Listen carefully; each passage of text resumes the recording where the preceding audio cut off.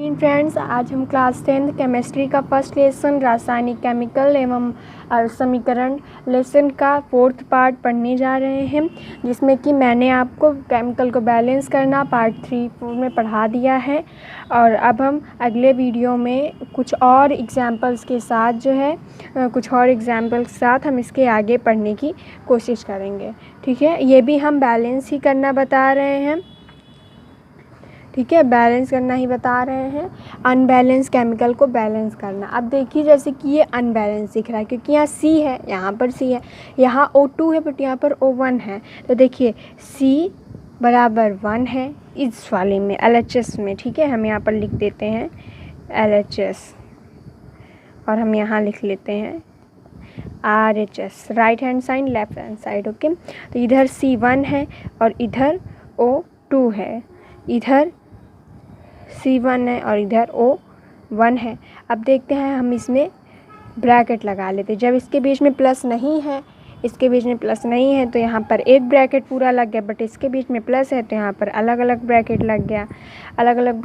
Okay, तो देखिए C1 O2 और C1 और O1 है। C1 और C1 तो बराबर है, बट C1 और इधर C2 इधर मतलब O2 है और इधर O1 है, देन ये बराबर नहीं है। तो इसे भी हमें सेम करने के लिए हम क्या करेंगे, इधर 2 से इंटू कर देंगे। इधर हम 2 से इंटू तो कर देंगे, बट अगर हम इधर 2 से इंटू करेंगे तो 2 इसमें भी होगा, ऑक्सीजन में भी 2 से इंटू होगा और इसमें कार्बन में भी 2 से इंटू हो जाएगा। तो हम इसे गुणा करने के बाद क्या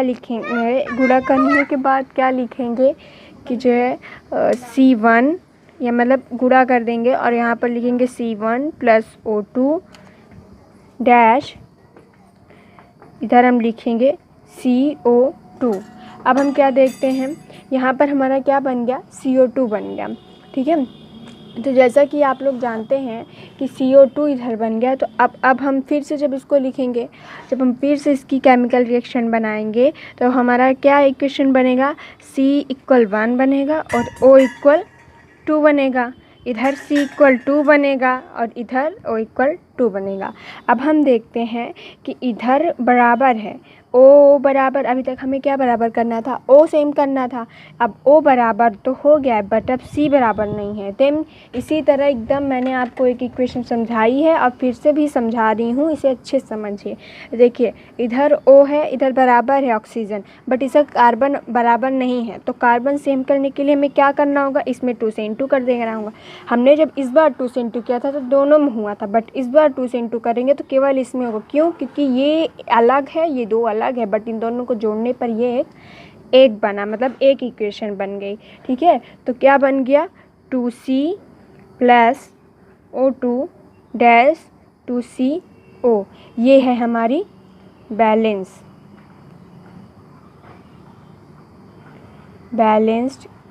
इक्वेशन। क्या बन गया, ये हमारा बैलेंस्ड इक्वेशन बन गया। ओके, ये U है, ये इक्वेशन ऐसे लिखी जाती है, ये U है।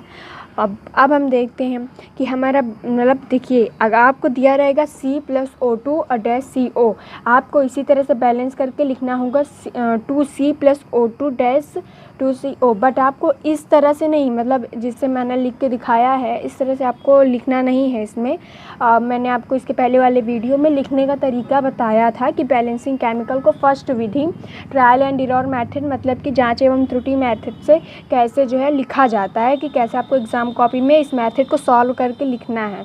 उसी तरह से आपको इसे सॉल्व करना है, आप उस वीडियो में देख लीजिएगा। ये मैंने एक सिंपल तरीका बताया है कि अगर आपके टीचर पूछते हैं तो आप उन्हें इस मेथड को कैसे बताएंगे, मैंने ये चीज़ बताया है। ठीक है, तो अब हम दूसरा एक और भी 2-3 उदाहरण देखेंगे। तो दूसरा हमारा क्या एग्जाम्पल है, दूसरा हमारा एग्जाम्पल रहेगा कि N2 + O2 डैश NO।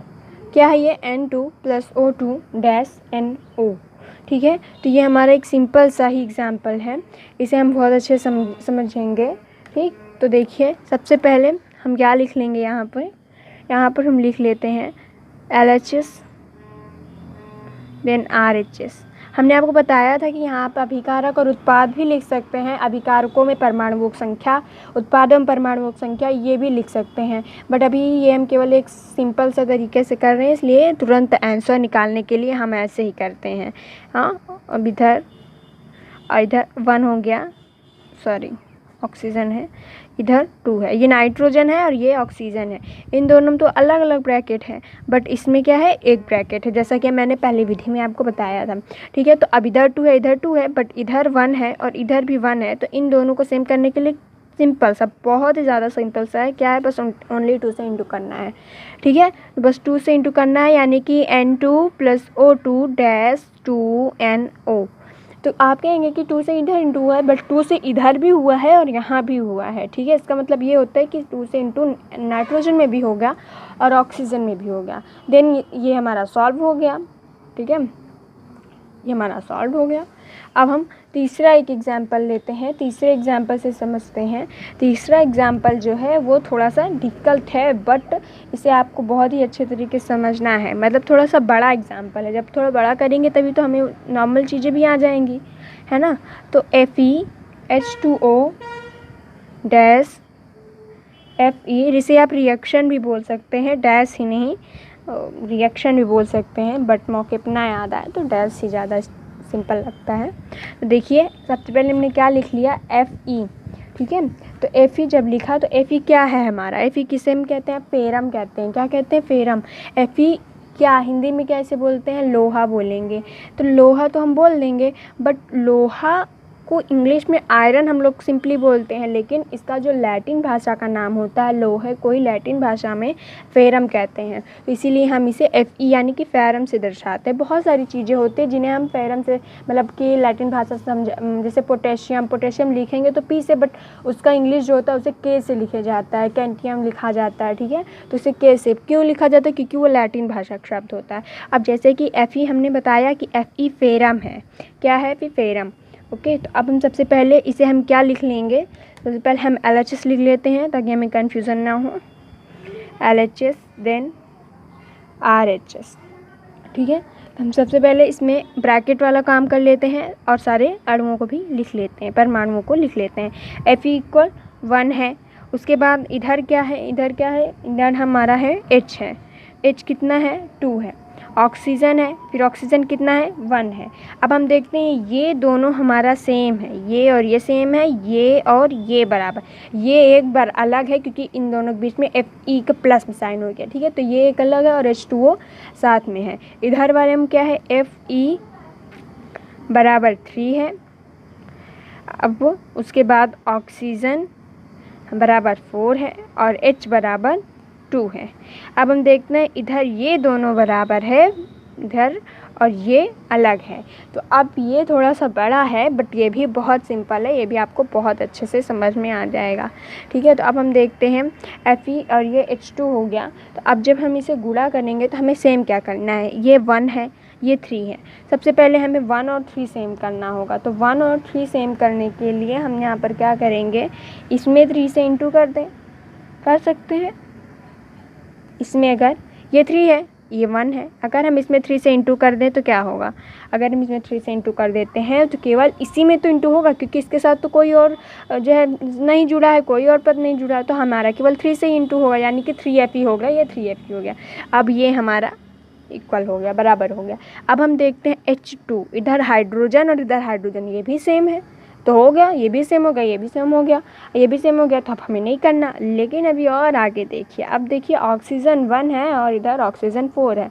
तो आप कहेंगे इसमें क्या है, इसमें 4 से इंटू कर दो, ये भी बराबर हो जाएगा। जी हाँ, 4 से तो हम इंटू कर देंगे, बट अब इस बार क्या है कि 4 से हम इसमें इंटू कर देते हैं तो इसमें भी हो जाएगा, यानी ऑक्सीजन में 4 बराबर करने के लिए करेंगे तो H में भी 4 से इंटू होगा। तो जब 4 से इंटू होगा तो 4 × 2 कितना हो जाएगा, 8 हो जाएगा। तो हम अगर इधर भी 4 से इंटू कर दे तो 4 × 2 8 हो जाएगा। इधर तो यहाँ नहीं हो क्योंकि ये खुद ही अकेला है ना। तो हमने जिसे जिसे इंटू किया है उसे लिख देंगे। देखिए मैंने तो ये सभी चीज़ें आपको एक बार में ही बता दी, लेकिन जब आप इसे एग्जामिनर कॉपी में लिखेंगे, एग्ज़ाम कॉपी में, तो ये आपको पहले 3 से गुणा करना होगा तो लिखना होगा एक पहला पॉइंट। फिर आपको हिंदी में लिखना होगा जैसे मैंने पद ABC बताया था, और इसके बाद फिर आपको 4 से इंटू करना होगा। फिर आपको फिर इधर 4 से इंटू करने के बाद लिखना पड़ेगा कि अभी इधर उत्पाद के h बराबर नहीं है, तो फिर अब उत्पाद के h में 4 से इंटू करना होगा। तो मैंने आपको लिखने की विधि बताई है, इसके जस्ट पहले वाले उसमें वीडियो में आप देख लेंगे तो अनबैलेंस केमिकल को बैलेंस कैसे किया जाता है ये मैंने बताया हुआ है, आप उस वीडियो को देख लेंगे तो आपको आ जाएगा। अब देखिए हम लिख लेते हैं 3Fe प्लस, इधर अब हम पहले इसी को पूरा लिखेंगे तो पहले 3Fe हो गया, अब इधर क्या होगा 4H2O।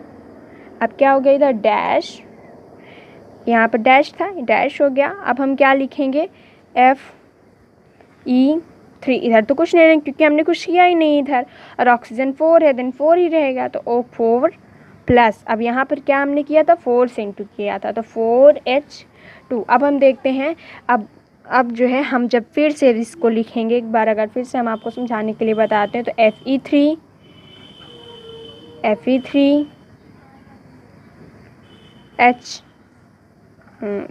H क्या हो जाएगा हमारा H8 हो जाएगा, 8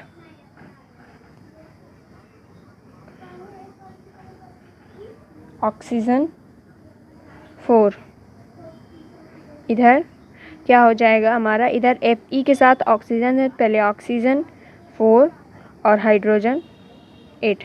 अब आप कहेंगे 4 तो इसमें इंटू है, O में तो कुछ है ही नहीं है, लेकिन हमने आपको अभी बताया था कि अगर हम आगे किसी संख्या से गुणा करते हैं तो उसका गुणा इसमें भी होगा, इसमें भी होगा, इसमें भी, इसमें जितनी भी संख्या उसके साथ गुणे में लिखी रहेंगे उन सभी के साथ होगा, ठीक है। तो 4H भी है, 4H है तो H के साथ 2 है, यानी कि 4 इंटू 2 8H है, और 4 इंटू 1 यानी कि 4 और 8 4 है, ठीक है। तो अब हमारा ये इक्वेशन ये हमारा इतना सेम हो गया, ठीक है,